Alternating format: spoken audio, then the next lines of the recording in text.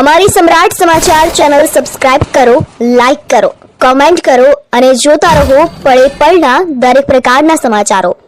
Talaja Bhavnagar highway ઉપર બપાડા પાસે આવેલ જય જનની સાયન્સ સ્કૂલ ખાતે આજે વિશ્વ સિંહ દિવસની ઉજવણી ઉત્સાહભેર કરવામાં આવી હતી.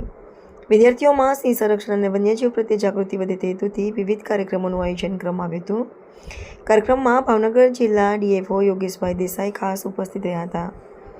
તેમણે વિદ્યાર્થીઓને સિંહના મહત્વ, તેના સંરક્ષણ અને જરૂરિયાત તેમજ વન્યજીવોના રક્ષણ અંગે માર્ગદર્શન આપી પ્રોત્સાહિત કર્યા હતા. કાર્યક્રમનો પ્રારંભ સવારે 9 વાગે થયો હતો. શાળાના શિક્ષકો અને વક્તાઓ દ્વારા સિંહનું જીવન, સિંહ સંરક્ષણનું મહત્વ તેમજ વન્યજીવો સામેના પડકારો અંગે વિદ્યાર્થીઓને માહિતી આપવામાં આવી હતી.